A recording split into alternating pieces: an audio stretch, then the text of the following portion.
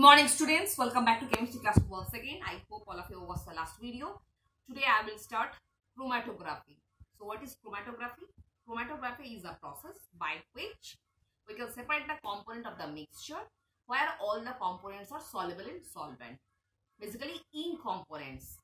Different types of color pigments are separated from the mixtures by using the chromatography process. It's follow the adsorption principle. Here particular solid, liquid or gaseous substances are used which are known as adsorbate, and they form a particular layer on the another substance that's known as adsorbent. And here particular specific filter paper or special quality type of paper is used, that is known as chromatographic paper, and this process is also known as paper chromatography. So look at the book. Chromatography is based on the principle of adsorption. So student, follow the term, not absorption, that is adsorption. In adsorption, a substance that is called adsorbate forms a layer on the surface of another substance that is known as adsorbent. So which substance is basically used to separate, that is known as adsorbate, and adsorbate form a layer of another substance that is known as adsorbent. Here, alumina, silica or cellulose is normally used as adsorbent. The technique using normally filter paper or special quality paper, that is known as chromatographic paper, and whereas a paper is used, that's why it is also known as paper chromatography. The principle of separation by this technique is easy to understand.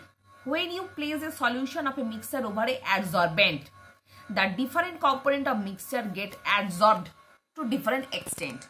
When we apply filter paper or chromatographic paper to separate the component of the mixture, then it is easily adsorbed by the different extent in a different speed on the surface of the adsorbent. Thus the component get easily separated.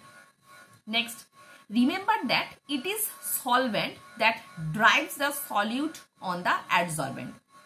Normally in this way, we can derive the solvent from solute by using adsorbent. The chromatographic paper, so the solvent has to be properly selected.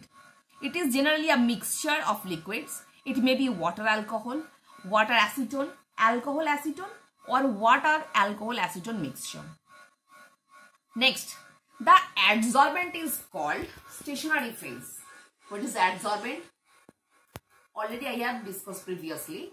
Adsorbent means when adsorbate used, they form a layer of another substance that is known as adsorbent. This phase is also known as stationary phase, and adsorbate is also known as mobile phase. Solution is known as mobile phase. Next, and which color of brand normally derived from the mixture? This color of pigment or brand is known as chromatogram.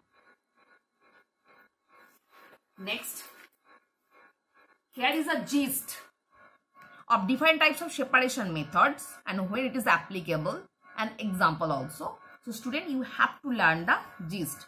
First one is magnetic separation. When one of the component is magnetic, when any component is easily attracted by magnet, then we can apply magnetic separation process and we easily separate the iron separating iron from sulfur. Same way sublimation. When we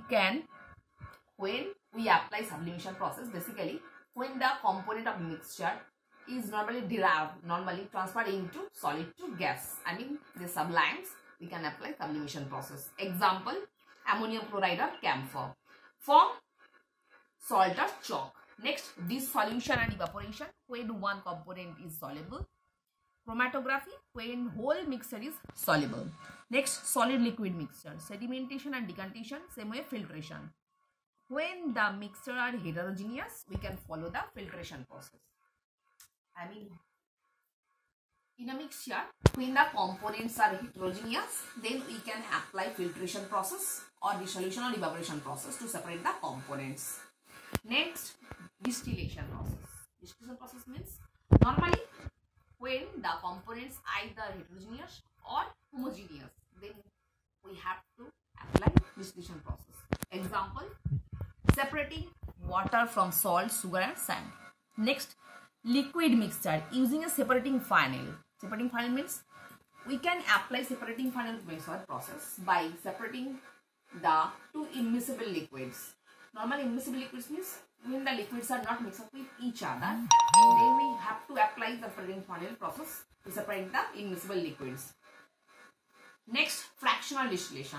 Fractional distillation, what is fractional distillation? Normally, fractional distillation process is a process by which we can easily separate the two soluble substances which have different boiling point. So, example, separating alcohol from water, benzene from toluene, etc. So, then you have to learn the total gist. Last one is difference between mixture and compound. It is an impure substance. Same way, compound is a pure substance. Mixture, it does not have a fixed melting or boiling point, but in case of compound, it has a fixed melting and boiling point.